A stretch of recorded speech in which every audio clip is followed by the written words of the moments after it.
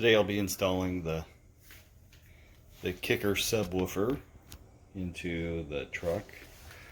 This one is part number 194171166. So it has the two amplifiers. There's the one here, and there's another one that's mounted on the box itself.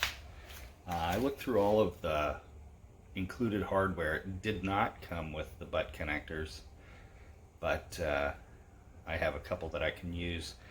The rest is, everything is shown just like the instruction manual there. So pay attention when you get it to make sure you have all the parts so you don't have to make a run to the store.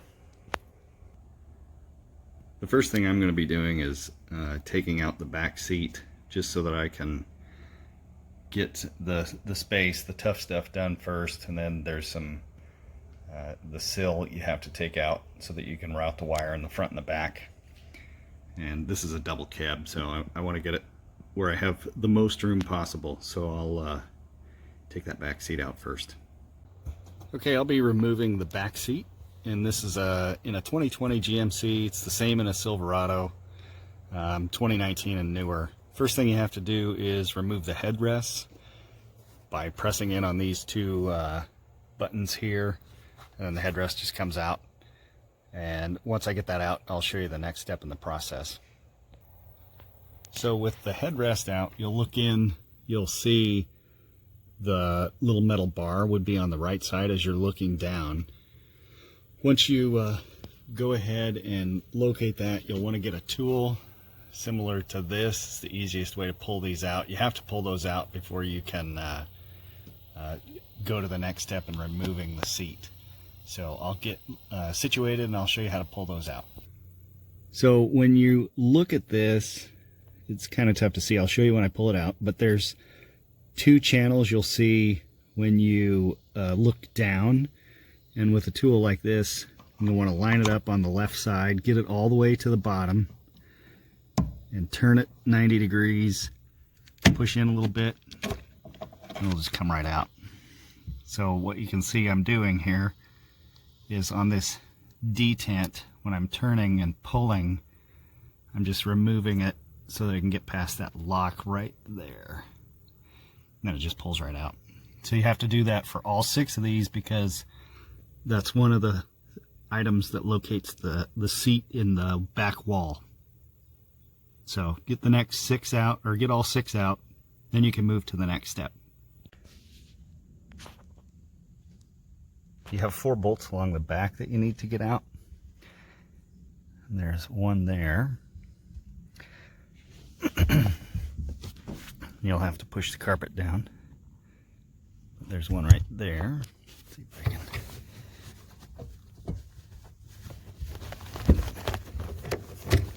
Where you can see it.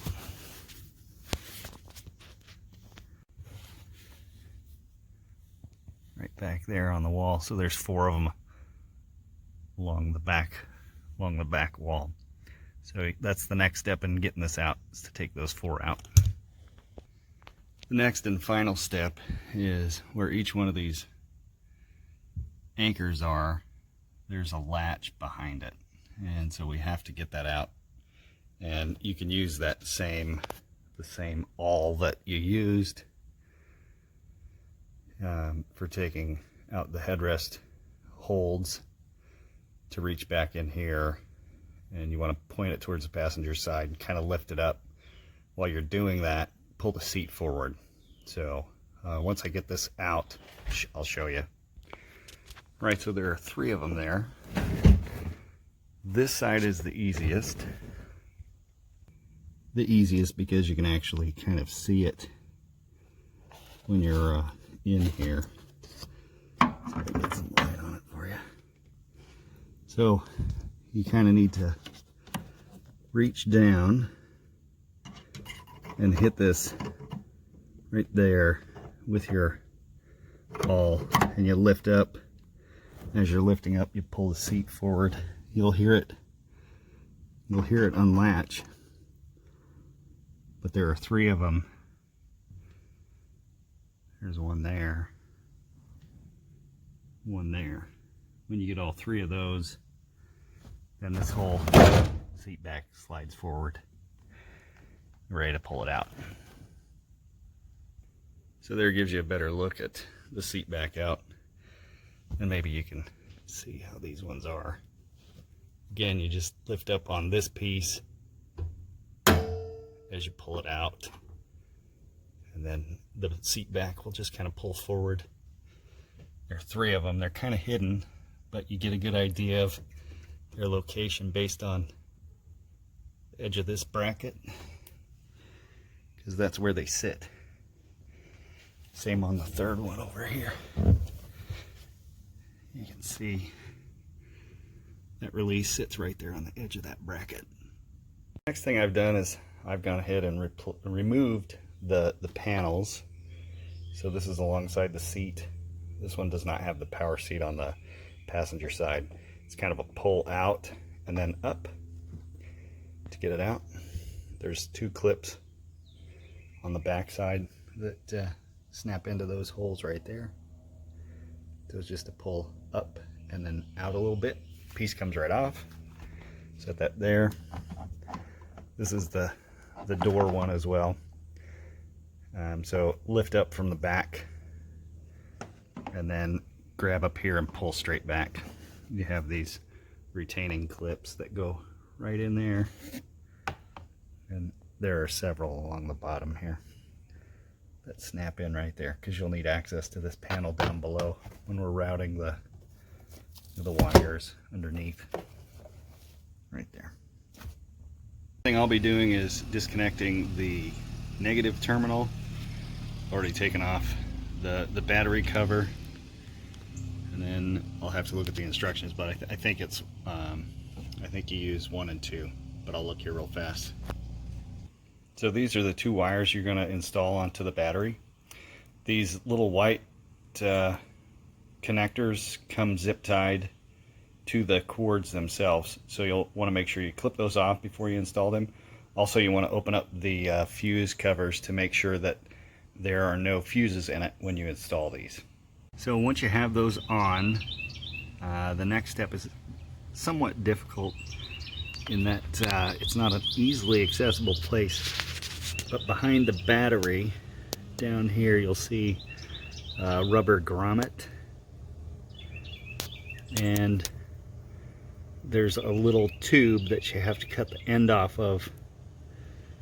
And it's called the accessory port.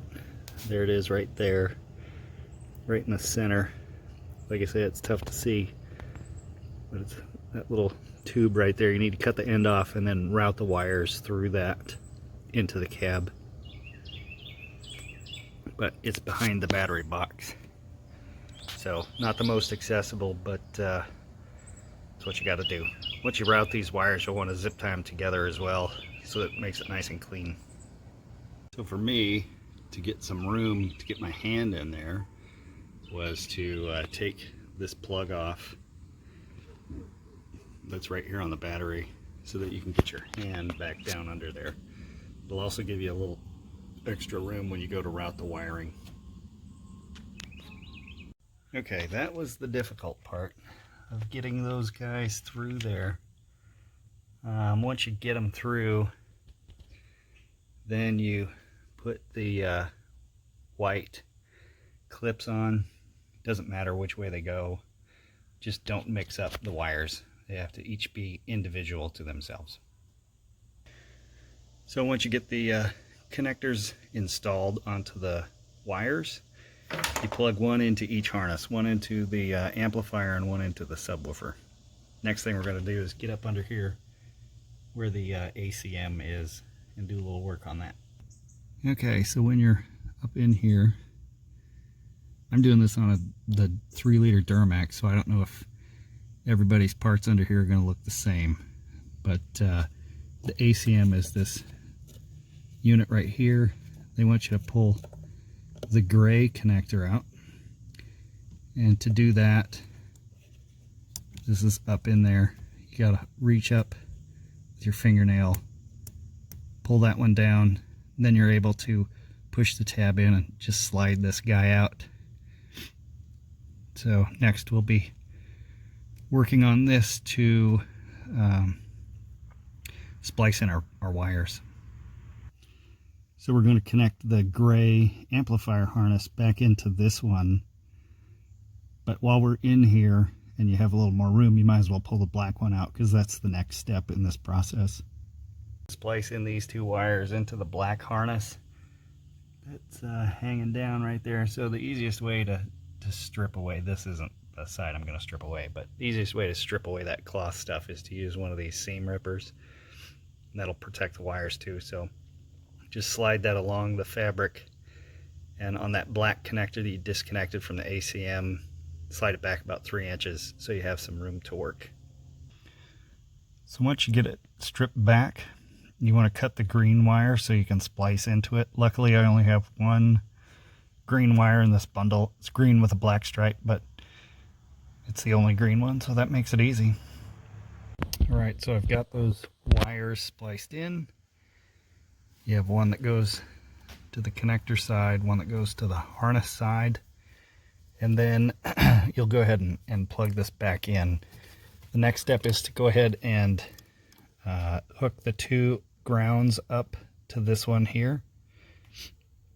On both harnesses, they'll go to this point, and then we'll move on to the next step, which is basically tucking the wires in along the sill.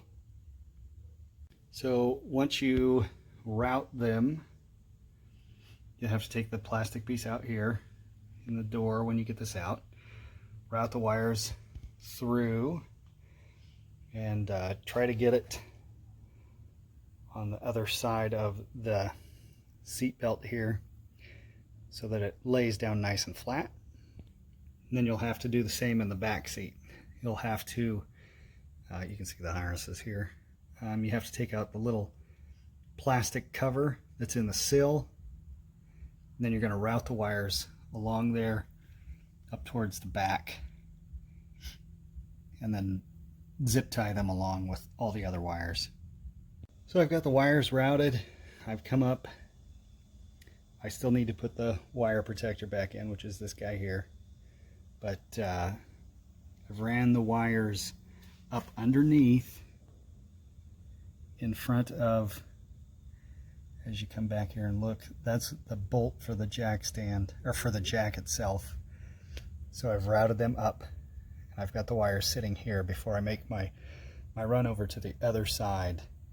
But I'll also be making some cuts in the carpet over there so that we can hide the wires and keep things where they're supposed to be.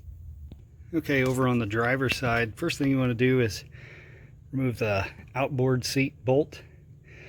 Then you want to make a couple cuts that will help get the wires over. And you want to basically come over 3 inches and down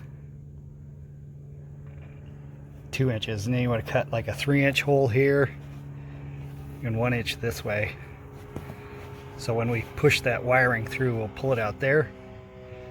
I'm going to do another one on this side. Come down 4 inches from this peg. Cut 3 inches that way and a 1 inch, and that'll help us get the wiring harnesses through. So the instructions say to remove the seat back, which I've already done.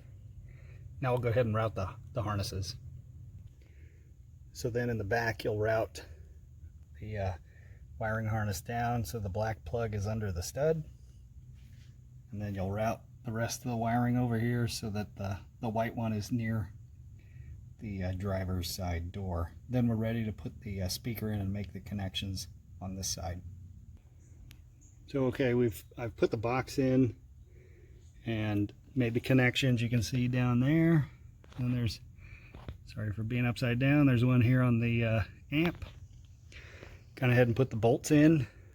That one is held in by the bag, so the tools for the bag holds that one in. Then I'll go ahead and put the other amp on the back wall. So then the next step in this process is to go ahead and put this kicker amp on the back wall. There are 3 studs that are already here from the factory, so it's just a matter of placing the amp on and then putting the nuts on that are supplied with the kit and then tightening it down. Once you get that all finished, then you'll plug it into the outlets here on the side, and then you're pretty much ready to put the fuses in up on the battery, connect the negative terminal, and give this thing a try.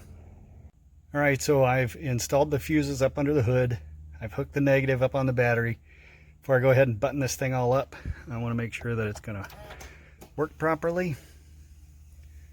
So let's see if we can start it up.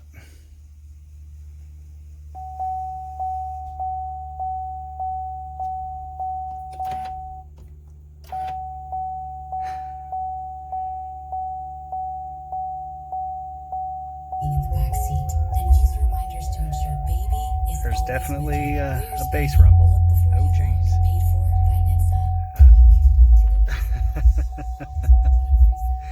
It's working. I'm definitely going to have to adjust the bass there, but looks like everything's working as planned. Button her back up, and thanks for watching.